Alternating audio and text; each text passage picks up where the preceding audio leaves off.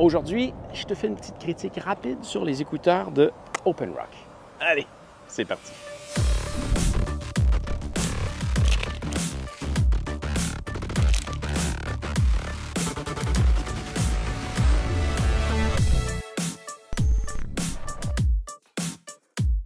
J'ai reçu le produit gratuitement de la part de la compagnie.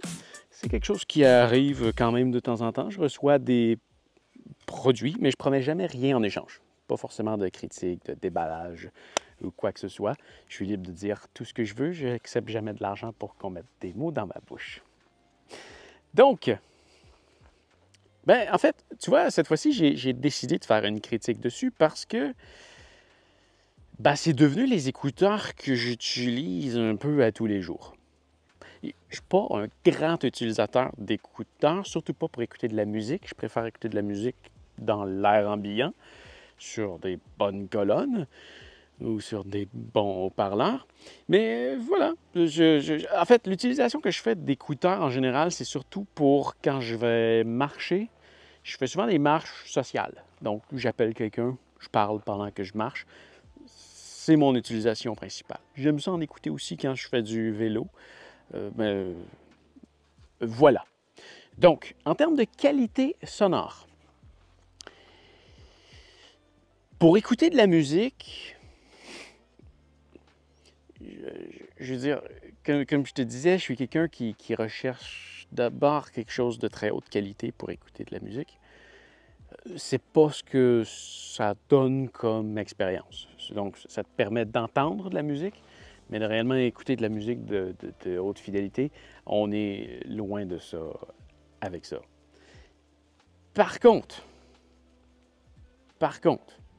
pour faire du vélo, là, on est dans quelque chose par contre.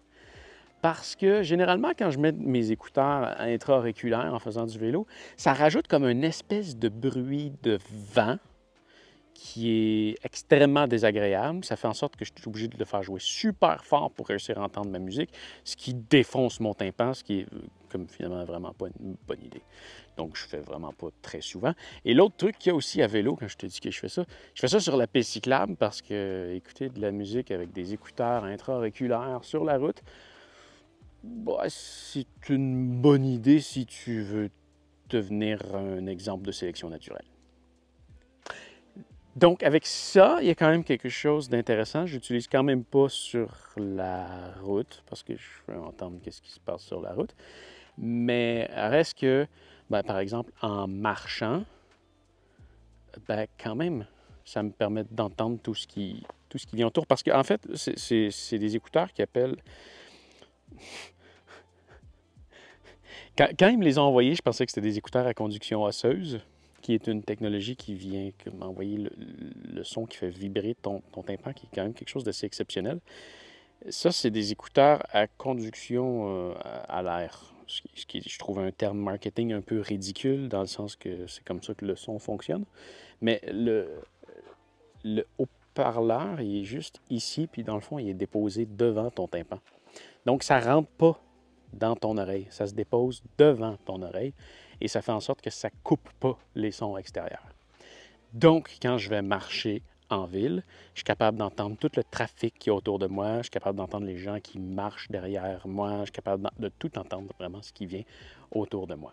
Ça a cet avantage-là, mais c'est aussi un désavantage, dans le sens que quand je suis dans une conversation,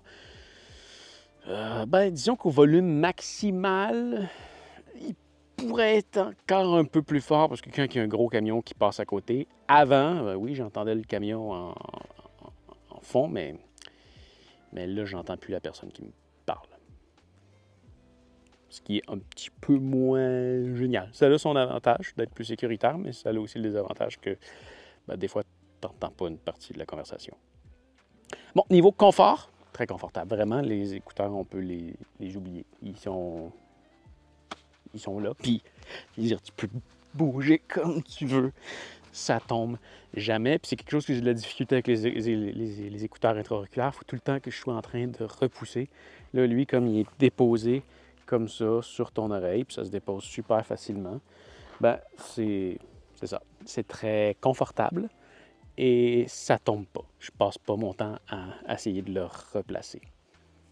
À vélo, comme je te disais, ça a été bien, mais le volume aurait pu être plus élevé. Reste que je l'entends pas beaucoup à la fin.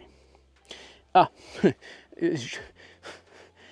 Au même principe que tu entends tout le son extérieur, comme le son de l'écouteur, il n'est pas dans ton oreille, sur ton oreille, ben, tout le monde autour de toi aussi entend ce que tu vas entendre. Peut-être pas forcément en marchant dans la rue, mais peut-être pas une bonne idée d'utiliser dans une bibliothèque, par exemple. Donc, ouais, c'est ça. Le son fuit. Niveau du temps de charge, je les ai reçus, je les ai chargés. Le caisse renvoie assurément une charge parce que ben, ça m'a duré à peu près un mois. Je suis pas j'ai plein de bébites qui viennent sur moi. Je ne suis pas un grand utilisateur. Peut-être que je fais en moyenne 1 heure par jour. 2 des fois, certains jours que je saute. Mais oui, quand même, la charge a duré assez longtemps. Et un truc qui est intéressant, c'est que tu peux aussi en utiliser un à la fois. Le boîtier, il est quand même assez bien fait. Il se recharge par USB-C.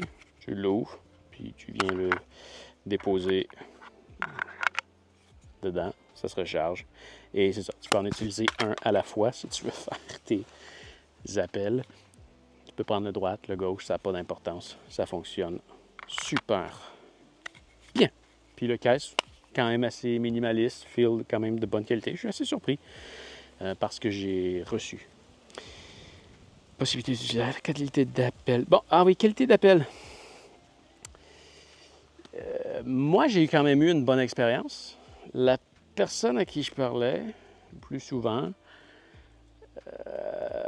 on dirait que mes 2 premiers appels ont super bien été, puis après ça s'est gâché. La qualité de son était moins bonne. Au début, la personne n'entendait rien, des voitures qui passaient à côté de moi, rien, c'était comme parfait. Puis après, ça s'est gâché. J'ai de la misère à expliquer qu'est-ce qui fait ça. C'est peut-être mon téléphone aussi. Je ne peux pas forcément mettre le blâme à 100% sur les écouteurs. Mais voilà, c'était pas parfait. Sinon. Ah, un truc qui aurait pu être bien. Un contrôle. Il n'y a pas de contrôle de volume directement sur les écouteurs.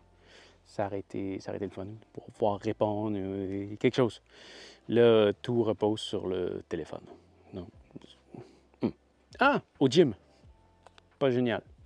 J'y ai pas pensé. Quand je vais seul au gym, je mets mes écouteurs pour pas écouter celle du gym. Par contre, là, je t'entends aussi la musique du gym. Ça perd de son intérêt. Donc voilà. Est-ce que je les recommande? C'est pas les écouteurs vers lesquels je courrais acheter, disons, si j'avais à en acheter.